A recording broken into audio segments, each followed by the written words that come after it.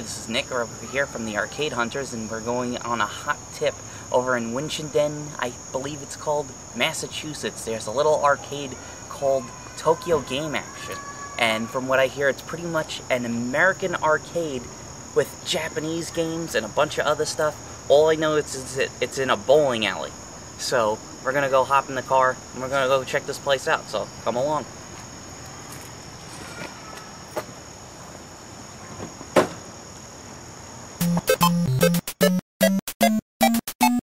Alright, hello everybody. Nick in the car, actually doing a commentary. Most of these videos that you've seen are usually just with music montages. And I forgot the name of this town, 2600. What's the name of this town again? I don't know. Winchendon, Massachusetts. And we're going over... Toy Town. Yes, this is Toy Town.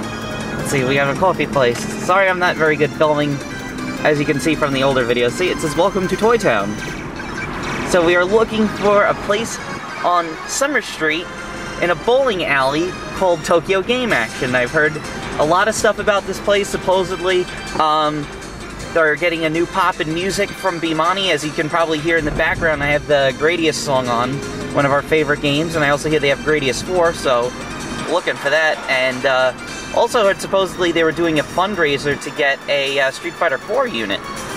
So let's check out this place and see what they got. So I think we're just about here, according to our map, and there's Summer Street. Let's see if we can get it. There's Summer Street. Sorry, I'm not very good at filming like an old video. And there it is, that little bowling alley.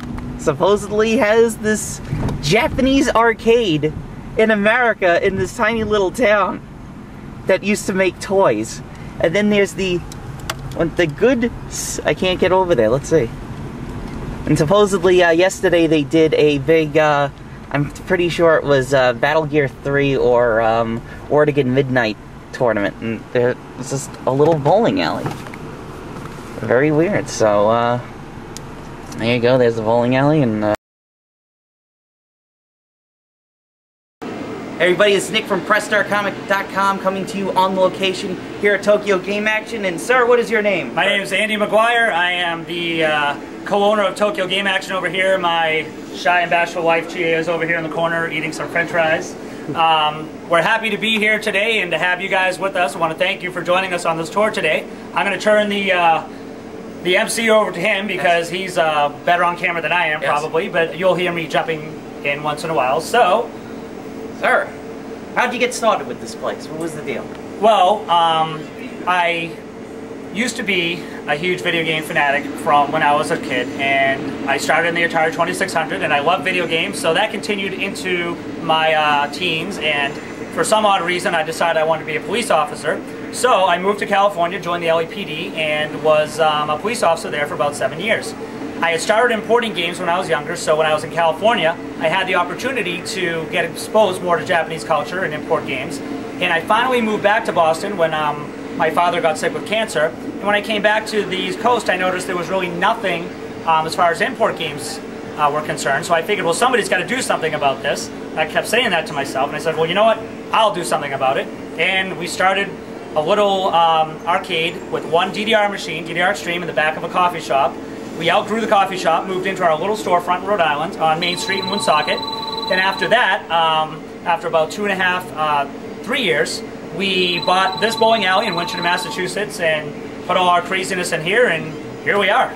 All right, so let's take everybody on the tour and see what you guys have to offer. Wonderful. The first thing you notice when you walk in, you'll be greeted by some old-style candy cabs, and you'll have our cafe over here to the right. These are what we call our retro and puzzle games. We have an Ultracade machine in the middle, which has the update, I think 120 games in it. We have all service packs installed with the Midway Smash Pack and the Sports Pack. Puzzle Fighter over here on the right. These are all designed for 2 players in one cabinet. We'll be seeing the fighting games later on, which is Versus style. But for this immediate area right here, from starting all the way to the left, we have Mr. Driller G. We have our Ultracade in the middle, and then we have Puzzle Fighter. In the back row to the left near the window, we have Gradius 4, and we have Espagaruda, which is a cave Danmaku, which scrolls vertically.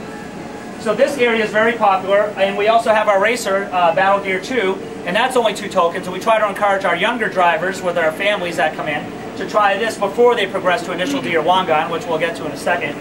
So our cafe, we serve Japanese and American food. My wife does all the cooking with the Japanese and the American stuff, and I help out and hopefully not burn the kitchen down. And then while people are waiting, they play these games here, and we have a lot of casual matches and Puzzle Fighter, and it helps pass the time after you order your food, so people eat and play games and have fun. And you'll notice the biggest thing here we're going to stress is community.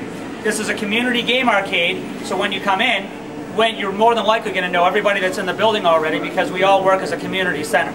Although arcades are designed as a business, we run under the philosophy that we're a community center. All of your income that comes in here gets reinvested back into the center, and we put it towards the use of the community. And our philosophy is that if we can provide some modern entertainment for an age group that's at risk, we can give them something to do as a viable alternative to gangs and drugs and crime, and it seems to be working. I think that community and video games are a good thing for society. You'll all hear people talking about video games are bad, they're a bad influence, they have negative, inferences for children. We don't think that's true. Of course, in any entertainment industry, there is a potential to have some bad things, but we want to showcase that there are good things out there and that video games are a positive influence. DDR we'll talk about later. I lost 40 pounds playing DDR. It's great exercise, and there's a lot of good benefits for video games. And I think what makes us unique is not only the community aspect that we run this as a voluntary community center, but the fact that all of our games, with the exception of very few, are all imported from Japan.